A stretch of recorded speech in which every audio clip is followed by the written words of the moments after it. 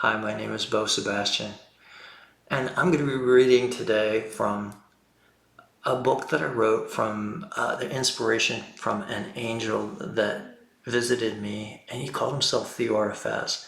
And Theoraphasz, he said, meant God speaks in the final phase of human development. I'm going to be reading from chapter 11, which is when fear enters in. Let's get into it, and we'll talk a little bit more about how Theoraphasz came to me in a minute. When fear enters in, following your heart and its leading will be hard at first because of fear.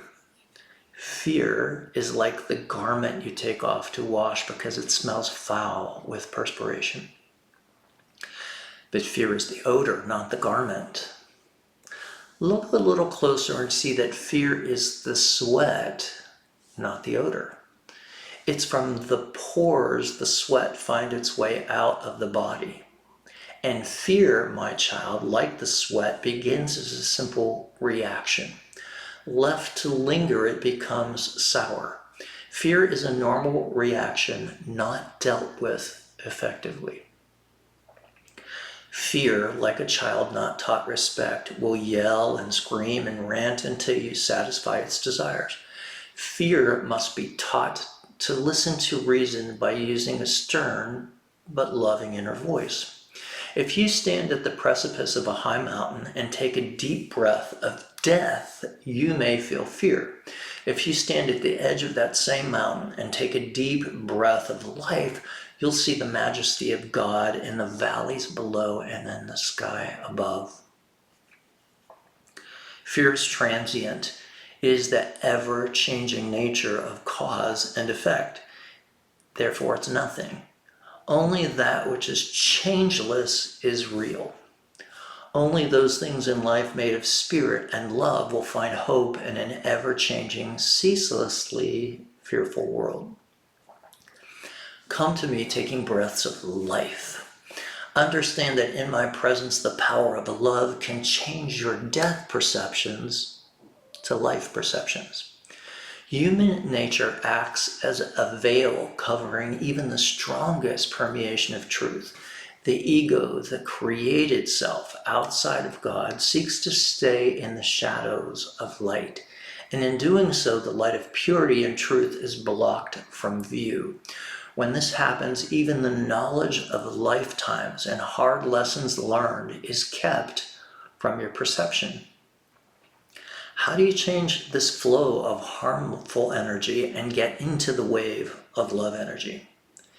The answer to this lies in your need and desire to change. Only by feeling pain and hate can you understand the need for love and peace. Only by experiencing the loneliness of complete darkness can you escape from it to search for the light, which was once hidden for a time from your consciousness to teach you. Light is the key to the kingdom. Without it, there is no entry. Light is what you're made of, but yet without this recognition, no understanding of our eternal presence together exists. For light, though it seems to be something you can turn on and off, is truly always on. My presence within you is like day turning to night, even though you don't see the light of the sun because the earth stands in its way. This does not mean that the sun doesn't continue to shine on another part of your earth. Just look into the heavens for that evidence, for my healing rays are reflected off of every star in the night sky. And the moon is a symbol of a soul. Take time to sleep in its divine consciousness, protected by the healing rays of light, preparing for another day of lessons. That's the end of chapter 11. The next one is called a spiritual admonition. And we'll read, I'll probably get to that sometime next week. This is June 1 that I'm reading this. Again, I'm sending you love and light and the perfect love of God.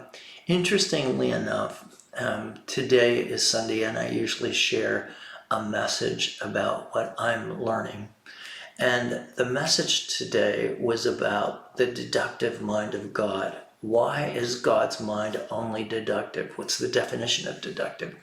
If you want to check that out, look in my YouTube channel or on Facebook or on one of the social media channels, and you'll find evidence of it somewhere.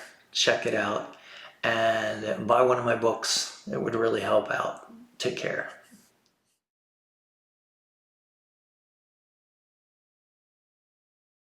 With the brain, with the mind, with a dream. And you need to have your brain clear for that dream to express itself. Can get really busy taking care of my home, 2 careers, and my family.